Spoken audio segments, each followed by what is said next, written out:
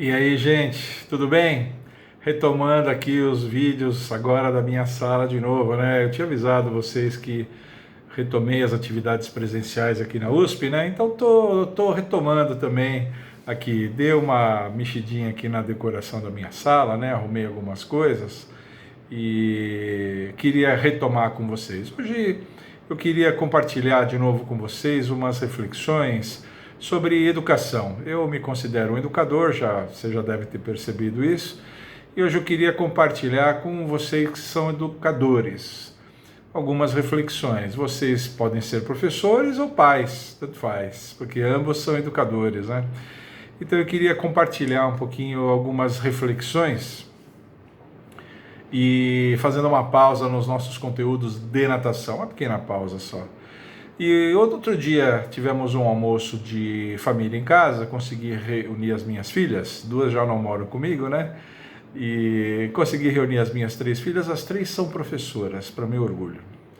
Duas são professoras generalistas do ciclo básico, né? E uma professora de matemática do ensino médio. E elas estavam conversando as três na mesa e eu estava meio que acompanhando a conversa delas e elas falaram que as crianças agora estão retomando as atividades na escola, né? A escola ainda funciona em esquema híbrido, mas muitas crianças, a grande maioria, já está indo na escola de novo, poucas estão ainda de casa, né?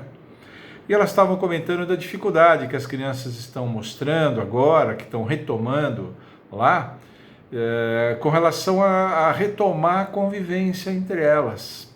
Ainda mais por conta dessas limitações com o uso de máscara, não poder cumprimentar, não poder encostar, essa coisa toda, né?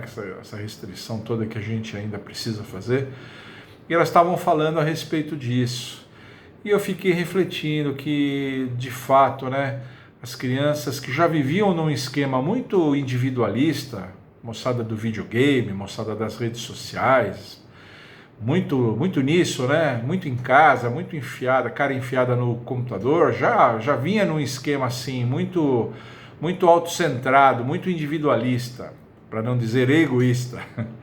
E com essa pandemia, então, tudo ficou pior, né? A pandemia talvez tenha trazido algumas coisas boas, alguns ensinamentos, mas as crianças vão ter que retomar essa coisa da convivência. Porque convivência, né, a experiência da convivência é talvez a principal contribuição que uma escola tem para dar. Né? Eu acho que a escola tem um papel fundamental nisso. A escola é uma metáfora da vida. A escola, você aprende a conviver com seus iguais, você aprende a fazer suas primeiras grandes amizades, as suas primeiras inimizades também, né? Os primeiros namoricos, né? O primeiro beijinho. A gente costuma dar na escola, né? Eu dei o meu primeiro beijo na escola. Então eu acho que a escola é uma metáfora da vida. A escola traz essa contribuição muito importante, muito importante. Eu até acho que homeschooling, aquela autorização para que os pais eduquem os seus filhos em casa, que no Brasil ainda não pode, há uma lei que proíbe isso, eu sou contra essa lei. Eu acho que os pais deveriam ser autorizados a fazer isso caso quisessem. Mas, por outro lado, eu acho que os pais devem lançar mão dessa opção em casos extraordinários, viu, gente? Extraordinários.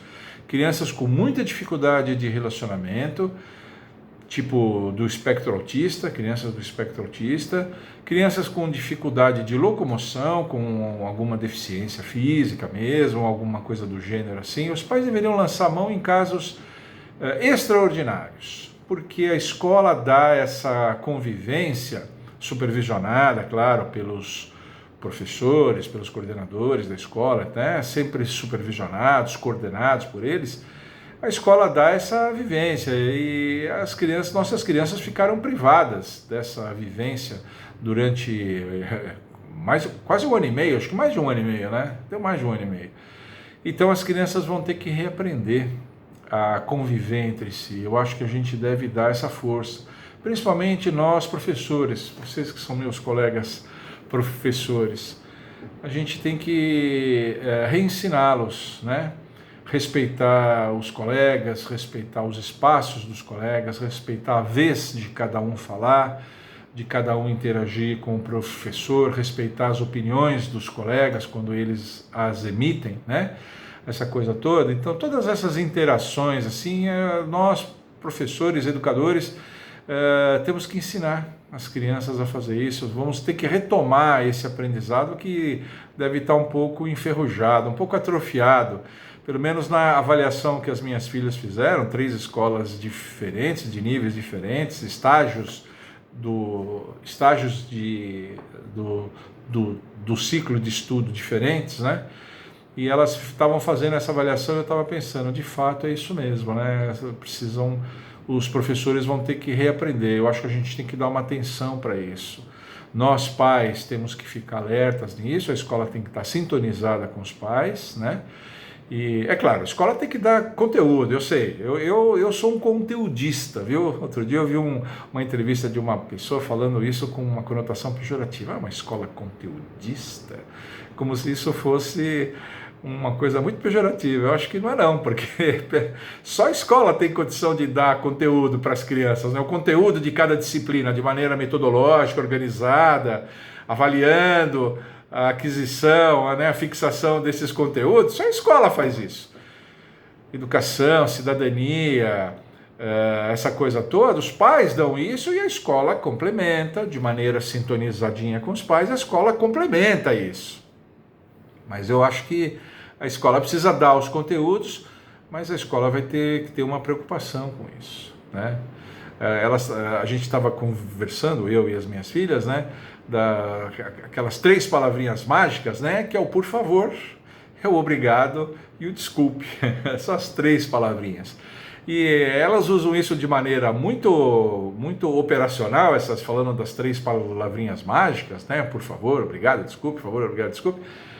Mas depois que elas foram embora, eu estava refletindo, são muito importantes essas palavras. Porque o por favor tem uma coisa de humildade, é uma lição de humildade. O obrigado é uma coisa de gratidão, é uma palavra que está ligada à gratidão. E o desculpe, ao respeito. Então, quando a gente fala dessas 3 palavrinhas mágicas, né, o por favor, o obrigado e o desculpe, a gente está falando de humildade, de gratidão e de respeito. Eu acho que essas 3 características têm que permear toda a educação dos nossos filhos. Elas e outras, evidente. Mas eu estou aqui dando essa ênfase maior para essas 3, porque elas são muito importantes e nós vamos ter que dar uma ajuda para as nossas crianças agora na volta às aulas. Para os profissionais de educação física também, mas na quadra a gente tem espaço, a gente tem liberdade, mas é no calor do jogo e das competições que as crianças perdem respeito, perdem humildade, não são gratas, pensa. É no calor da competição. Nós, profissionais de educação física, trabalhamos com essa inversão. A gente tem mais espaço, mais liberdade de movimento, coisas que os nossos colegas de sala de aula não têm, mas em contrapartida, no nosso cotidiano das aulas, muitas situações exigem de nós um enfoque nessas características e a gente tem que ficar atento nisso. Tá bom? Por hoje era isso, eu queria só deixar esse toque. Eu achei muito interessante essa conversa, fiquei muito orgulhoso das minhas filhas conversando a respeito disso, as 3, e aí eu falei, puxa vida, eu acho que esse assunto merece um vídeo, e eu trouxe esse assunto para cá, para vocês. Tá bom? Então era isso, gente. Se você gostou desse vídeo, deixa um like aqui. Se você não é inscrito aqui no Paulo Bonacella Natação, se inscreva. Inscreveu? Ativa o sininho. Pum, faz as 2 coisas. Se inscreva aqui para ajudar a gente. Interaja aqui. O que você acha disso que eu falei? É bobagem? Você que é professor, né? Você que trabalha com isso. Você que é pai, o que você acha?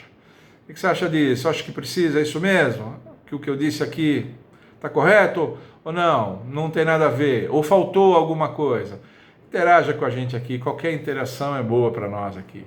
E mande sempre as suas sugestões, porque aqui nesse canal as melhores viram vídeo. Tchau!